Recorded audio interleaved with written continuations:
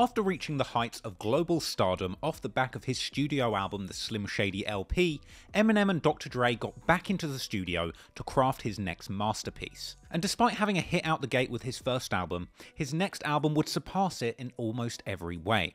And on May the 23rd, 2000, Eminem would release the ultra-personal magnum opus, the Marshall Mathers LP. Of course, his leading single, The Real Slim Shady, was an ode to the violent alter ego that had made him viral before viral was a thing. But elsewhere, the project would have numerous songs and aspects hinting towards his struggles in his personal life. Particularly his single The Way I Am, which had both lyrics discussing how his life had been turned upside down since he became a global celebrity, as well as a music video that depicted Kim leaving him with Hailey and M jumping from a tall building. The Marshall Mathers LP was wall-to-wall with unskippable bangers in my opinion, but for many people, the most emotionally jarring song was yet another track aimed at his long-suffering wife with the pointed title, Kim. An August 2000 Spin magazine interview described the song Kim as a prequel to 97 Bonnie and Clyde, with the track essentially leading into 97 Bonnie and Clyde, which paints the picture of M and Hailey dumping Kim's body into the ocean. Eminem would elaborate on the song in an interview in this very magazine, saying that their 10-year romance had so many ups and downs that this song was simply Eminem putting his aggression about the relationship into his music.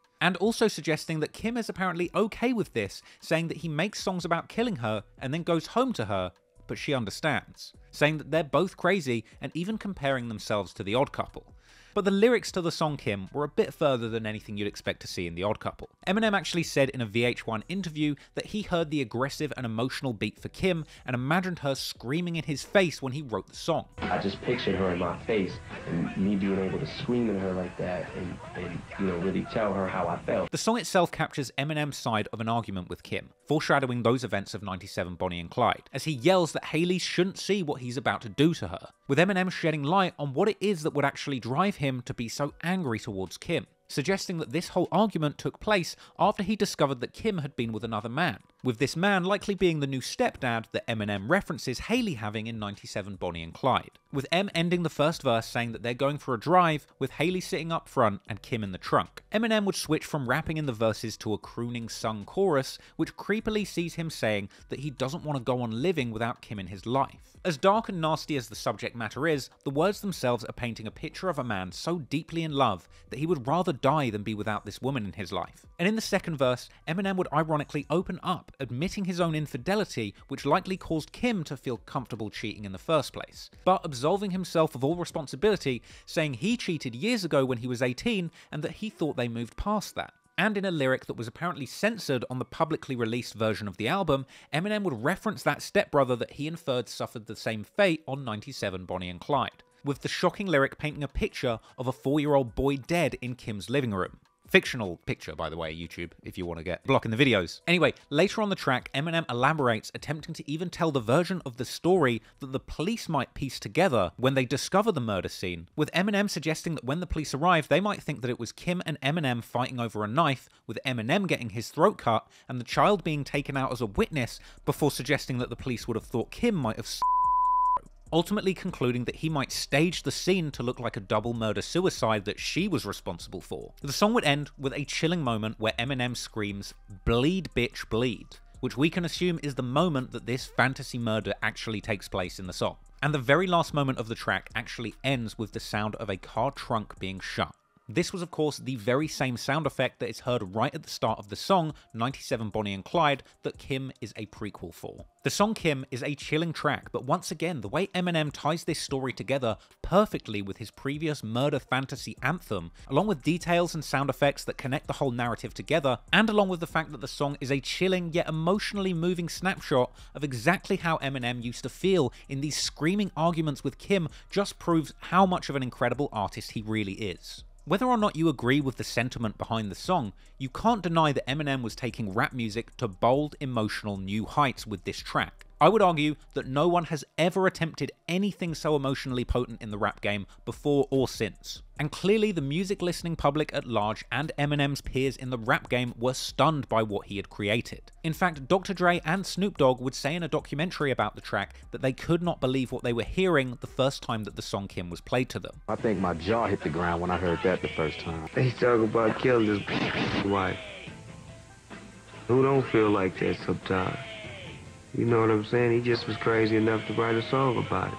Eminem would later reveal in his lyrical breakdown book Angry Blonde that the song Kim had actually been written at the end of 1998, just like the track 97 Bonnie and Clyde, during a period when they had broken up. Apparently Eminem was watching a movie at the time that inspired him to write a bugged out violent love song all about the frustration of this breakup, saying that he wanted to pour his heart out, screaming into the mic and hitting the studio with that original beat, recording this entire horror show in one perfect take. Eminem would also surprisingly reveal that after recording the song Kim, he decided to play this violent screamfest for Kim herself privately before releasing it, even attempting to soften the blow, saying, "I know this is an effed up song, but it shows how much I care about you to even think about you this much and to even put you on a song like this."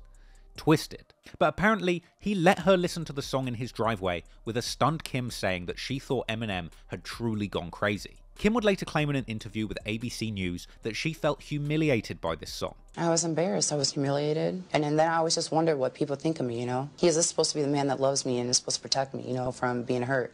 And here he is, completely and totally disrespecting me in the worst way possible in front of millions of people. Regardless of her feelings, Eminem said that the song was meant to capture that energy of the kind of arguments that they would have in real life regularly, something he felt was achieved in this finished track. Clearly, Eminem's attempt at taking his artistic expression to bold new levels was a success, as the Marshall Mathers LP, which included the song Kim, along with a slew of other shocking yet skillfully executed tracks, was an enormous success, landing at #1 on the Billboard chart and topping charts in 11 other countries. The album would sell a whopping 1.78 million copies in its first week, eventually being certified diamond in the United States, selling over 11 million copies by 2022.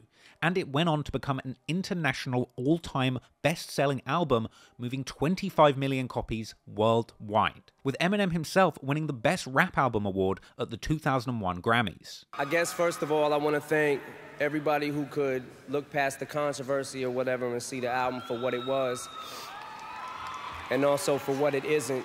So, Eminem had truly made it, and off the back of his ultra-personal rhymes, he became the relatable rap genius who truly spoke for a generation of downtrodden Americans. But perhaps he didn't realise the emotional strain these songs were causing. Because it's one thing dragging your wife in songs that were meant to only be heard by the underground Detroit rap scene, but with a song like Kim, being played in millions of households all across America and the world at large, no doubt had a massive toll on Kim's mental health. And I tell you what, you can take the couple out the trailer park in Detroit, but you can't take the trailer park in Detroit out of the couple. Because no matter how elevated Kim's status got off the back of his art, his heart still belonged to Kim. And she would always manage to drag him back down to rock bottom with all kinds of drama. So, within only a couple of weeks of this groundbreaking release, Eminem would find himself in a parking lot in Detroit, back to his old habits, and behaving nothing like a man who had just sold 1.7 million records.